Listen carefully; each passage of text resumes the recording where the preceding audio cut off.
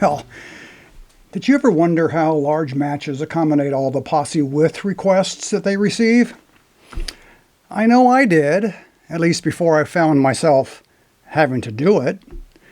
I want to warn you that I'm going to be getting into the weeds in this particular episode, so if you're curious or perhaps even think you may need to do this, one day stick around. So with that, welcome to Up Next with Popcorn Kelly, episode 6. In this episode, I'm going to share with you how we register shooters, but more germane to today's podcast, I'm going to show you how we track and assign posse with requests, so everyone or nearly everyone gets to shoot with whom they want.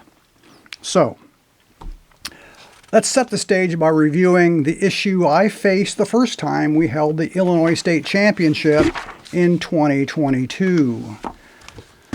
As seen here in Table 1, we had 149 registered shooters.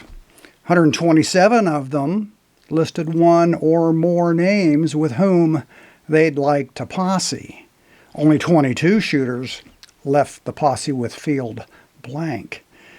In total, there were 263 requested names on the posse with list. That's a lot of requests. We only had 8 posses, and we had to accommodate all those requests and get them on the appropriate posse. Now, Table 2 shows the number of cowboys and how many names each included with their posse with list.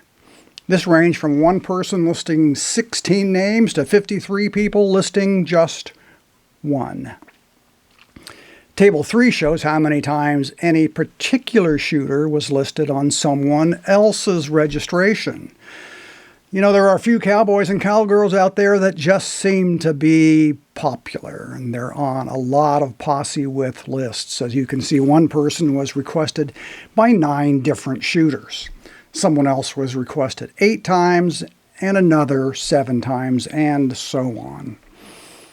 You know, it's a lot to manage. I'd never done this before, so I had to figure out how I wanted to approach this heading into the match. In the end, I came up with a simple process that makes, frankly, pretty quick work of it. It's based on 3 words: Excel pivot tables. Let me explain. So ultimately, this is a 2-step process. Step 1, assign a posse with link number as you're entering the shooter's registration information into a spreadsheet. Step 2, use an Excel pivot table to group shooters into posses based on their link number. It's simple, quick, and easy, and best of all, it's built into the program I'm using. Into the program I developed and am using.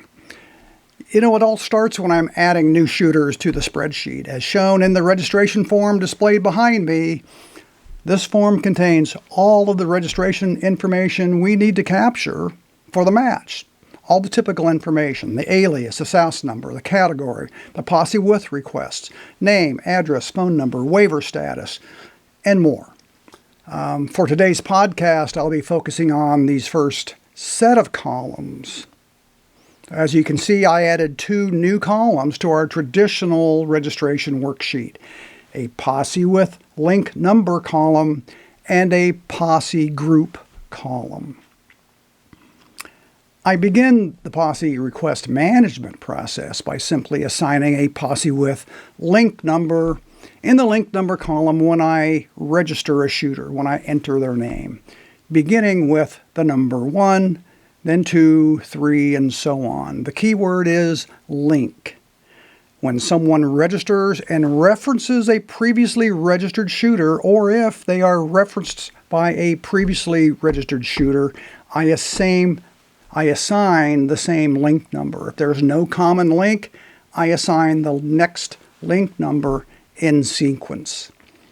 Sounds complicated, so let me walk you through it. It really is very easy. So as you can see here, the first entry is lead John. Lead John has 4 people in his posse request list, but at the time he registered, he was the first one.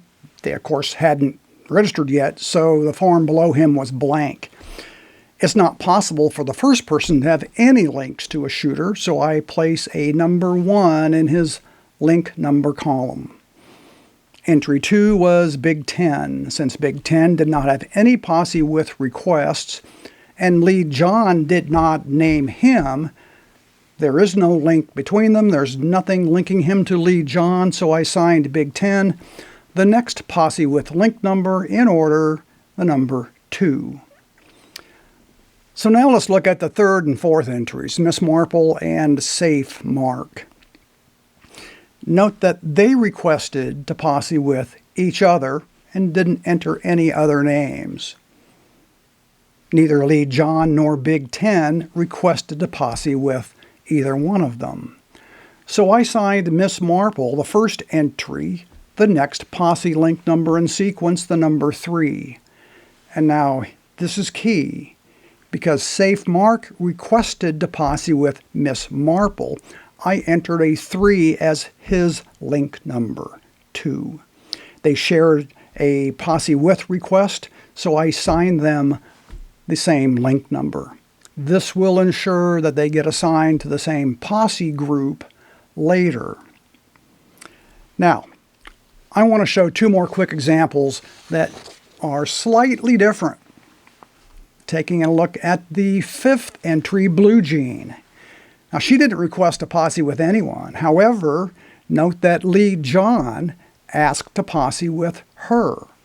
Since Lead John had already been assigned a posse with link number of 1, I assigned Blue Jean a posse link number of 1 as well. She's linked to John by virtue of John's having requested her.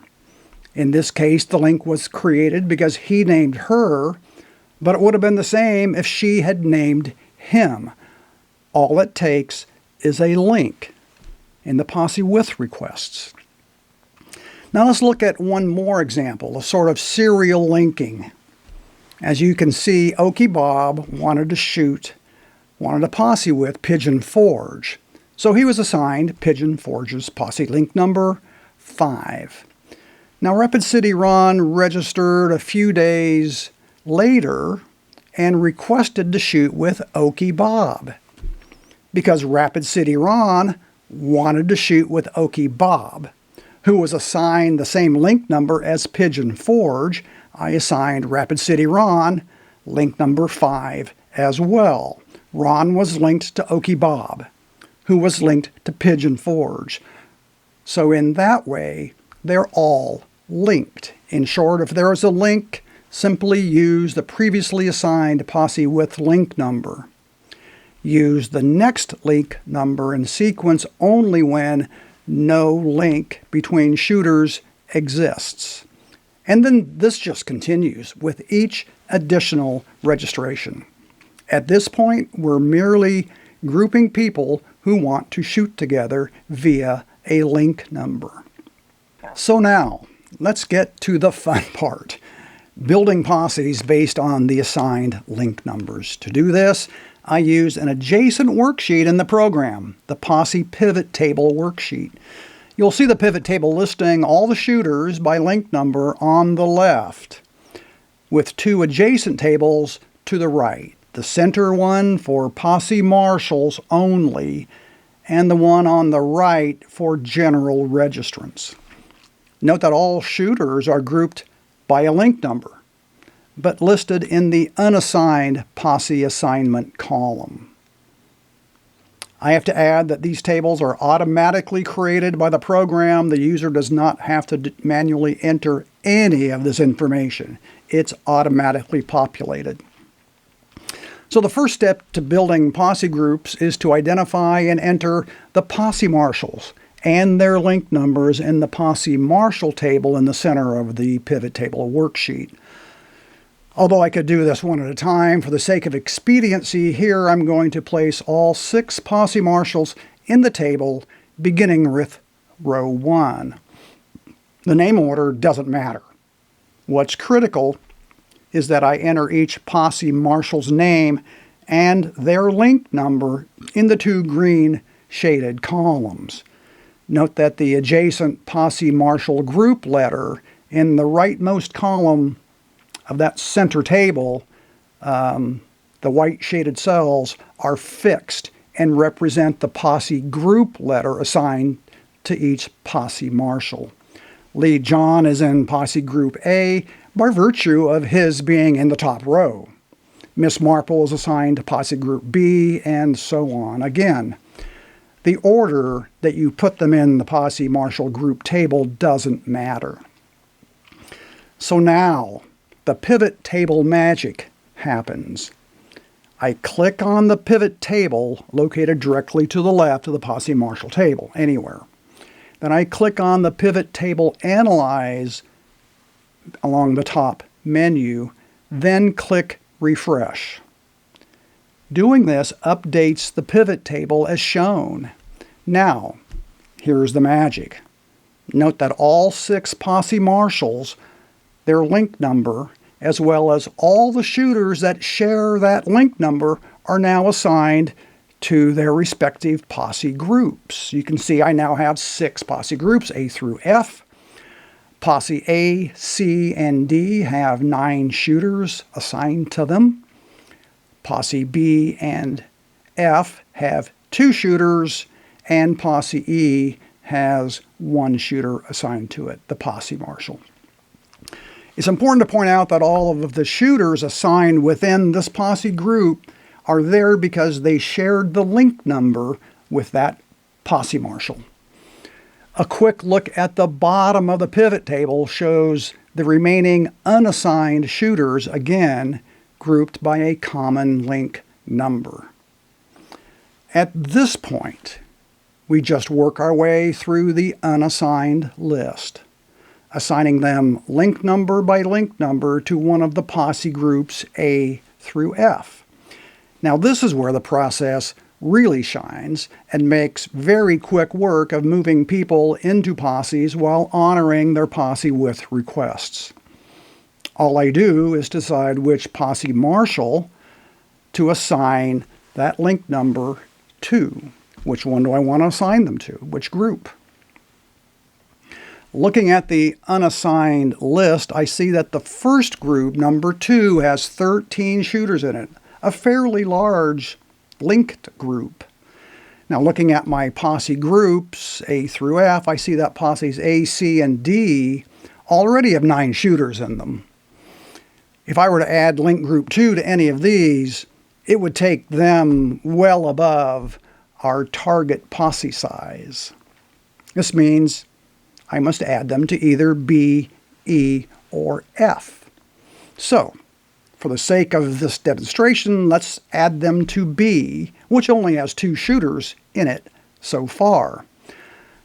I simply go back to the assignment table, but this time I go to the General Posse Group Assignment and add the number 2, which is the link number I want to assign, to the first green shaded cell, and a B in the adjacent assignment cell, B being the Posse group that I've decided to assign them to.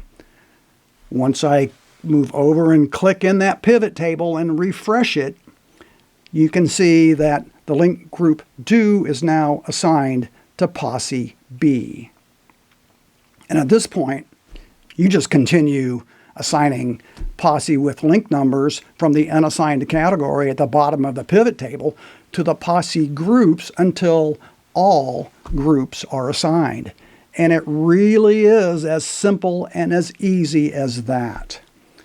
It allows you to create numerically balanced posses since the numbers in each are constantly being refreshed and updated. In this case, we ended up with posse sizes of 12, 14, 12, 13, 11, and 11. The other beauty of this is that making changes is as easy as reassigning one of the link numbers to a different posse group. Changing individuals is just as easy. Just go back to the original registration page and update their link number to a different number if you want to. The change will automatically flow through all of the links and pivot tables and posse assignments at the next refresh. You know, this is the third year I've used this approach. The key is to identify the shooter as you're registering them. If you do that, everything else is nearly automatic. You know, it has worked so well for me that I decided to sort of polish up the program so I could share it with others. The program contains a complete shooter registration spreadsheet, which accommodates up to 200 shooters and 12 posses. It also automatically calculates and tracks the match fees, the additional purchases like meals and t-shirts, compares the amount paid to the amount owed, and alerts you if there is a discrepancy between what the system says they owe and what they paid. It also displays some basic statistics about the match you might be interested, like the total number of registrants, the total revenues, the category totals, and more.